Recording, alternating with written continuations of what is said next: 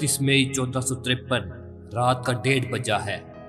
19ویں قمری تاریخ کا چاند تیزی سے مغرب کی طرف دوڑا جا رہا ہے۔ چاند کی روشنی میں دیکھنے والے دیکھ سکتے ہیں کہ شہر کی فصیلوں کے باہر فوجوں کے دستے اکٹھے ہو رہے ہیں۔ یہ شہر قسطنطنیہ ہے اور فصیلوں کے باہر عثمانی فوج آخری حلہ بولنے کی تیاری کر رہی ہے۔ عثمانی توپوں کو شہر پر گولے برساتے ہوئے 47 دن گزر چکے ہیں۔ کمانڈروں نے خاص طور پر 3 مقامات پر گولہ باری کر کے فصیل کو زبردست نقصان پہنچایا ہے۔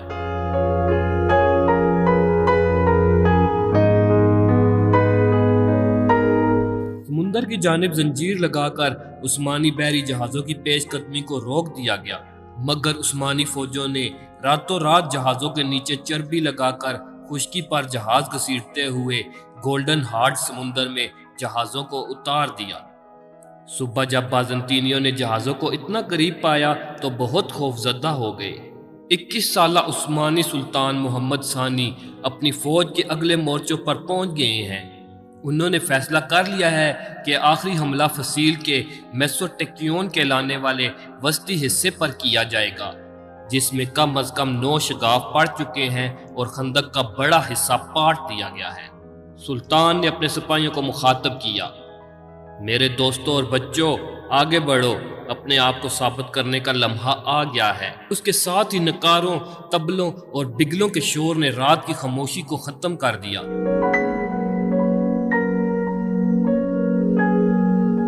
عثمانی دستوں نے فصیل کے کمزور حصے پر حملہ بول دیا۔ ایک طرف خشکی سے اور دوسری طرف سے سمندر میں بحری جہازوں پر نصب توپوں نے آگ برسانا شروع کر دی۔ بازنطینی سپاہی اس حملے کے دفاع کے لیے فصیلوں پر تیار کھڑے تھے، لیکن پچھلے 1.5 ماہ کے محاصرے نے ان کے حوصلے پست کر دیے تھے۔ ہر فرقے سے تعلق رکھنے والے عیسائی اپنے صدیوں پرانے اختلاف بلا کر آیا صوفیہ میں اکٹھے ہو گئے۔ دفاعی فوج نے جان فشانی سے عثمانیوں کی یلغار روکنے کی کوشش کی۔ نکولو باربیرو لکھتے ہیں کہ سفید پگڑیاں باندھے ہوئے عملہ آور جانصاری دستے بے جگر شیروں کی طرح حملہ کرتے تھے۔ روشنی پھیلنے تک ترک سپاہی فصیل کے اوپر پہنچ گئے۔ اس دوران اکثر دفاعی فوجی مارے جا چکے تھے اور ان کا سپہ سالار شدید زخمی ہو کر میدان جنگ سے باہر ہو چکا تھا۔ جب مشرق سے سورج کی پہلی کرن نمودار ہوئی تو دیکھا گیا کہ ایک ترک سپاہی دروازے کے اوپر نصب بازنطینی پرچم اتار کر اس کی جگہ عثمانی جھنڈا لہرا رہا ہے۔ سلطان محمد سفید گھوڑے پر اپنے وزراء اور عمائد کے ہمراہ آیا صوفیہ پہنچے۔ صدر دروازے کے قریب پہنچ کر وہ گھوڑے سے اترے اور گلی سے ایک مٹھی خاک لے کر اپنی پگڑی پر ڈال دی۔ ان کے ساتھیوں کی آنکھوں سے آنسو جاری ہو گئے۔ مسلمان 700 سال کی جدوجہد کے بعد بالآخر قسطنطنیہ کو فتح کرنے میں کامیاب ہوئے تھے۔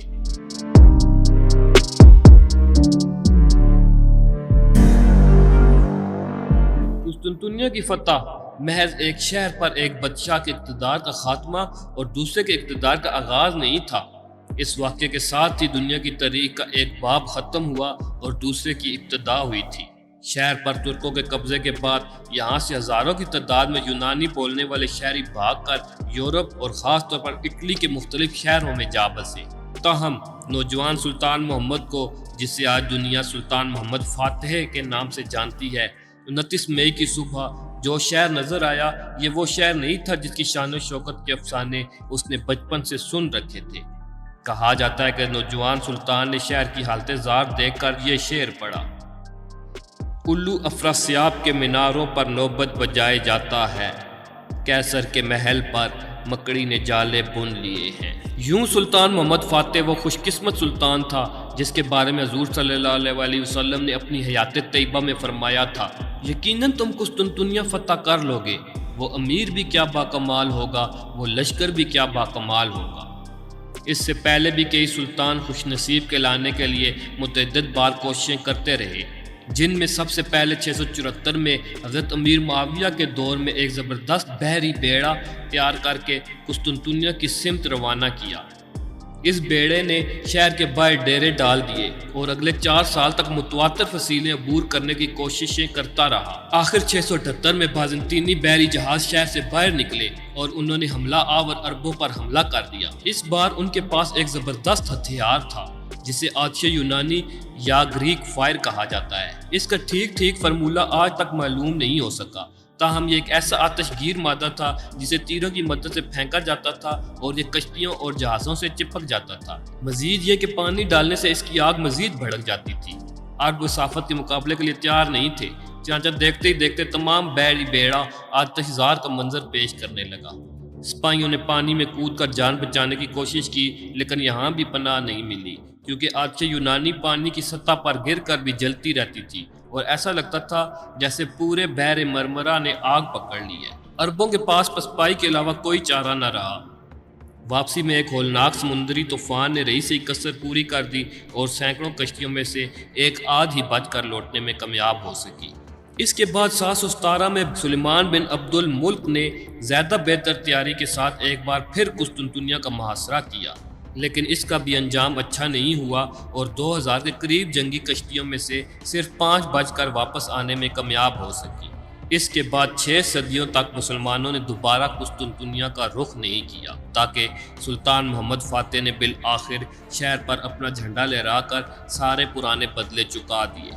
شہر پر قبضہ جمانے کے بعد سلطان نے اپنا دارالحکومت ادرنا سے قسطنطنیہ منتقل کر دیا اور خود اپنے لیے کیسر روم کا لقب منتخب کیا۔ سلطان فاتح نے آیا صوفیہ کو چرچ سے مسجد بنا دیا، لیکن انہوں نے شہر کے دوسرے بڑے گرجا کلیسائے حواریان کو یونانی آرتھوڈاکس فرقے کے پاس ہی رہنے دیا، اور یہ فرقہ ایک ادارے کی صورت میں آج بھی قائم و دائم ہے۔ سلطان فاتح کے پوتے سلیمان عالی شان کے دور میں قسطنطنیہ نے نئی بلندیوں کو چھو لیا۔ یہ وہی سلیمان ہے جنہیں مشہور ترکی ڈرامے میرا سلطان میں دکھایا گیا ہے۔ سلیمان علی شان کی ملکہ خرم سلطان نے مشہور معمار سنان کی خدمات حاصل کی، جس نے ملکہ کے لیے ایک عظیم الشان محل تعمیر کیا۔ سنان کی دوسری مشہور تعمیرات میں سلیمانیہ مسجد، خرم سلطان حمام، خسرو پاشا مسجد، شہزادہ مسجد اور دوسری عمارتیں شامل ہیں۔ یورپ پر سقوط قسطنطنیہ کا بڑا گہرا اثر ہوا اور وہاں اس سلسلے میں کتابیں اور نظمیں لکھی گئیں اور متعدد پینٹنگز بنائی گئیں، اور یہ واقعہ ان کے اجتماعی شعور کا حصہ بن گیا۔ یہی وجہ ہے کہ یورپ کبھی سے بھول نہیں سکا۔ نیٹو کا اہم حصہ ہونے کے باوجود یورپی یونین ترکی کو قبول کرنے میں لیتو لہل سے کام لیتی ہے، جس کی وجوہات صدیوں پرانی ہیں۔ یونان میں آج بھی جمعرات کو منحوس دن سمجھا جاتا ہے۔ 29 مئی 1453 کو جمعرات ہی کا دن تھا۔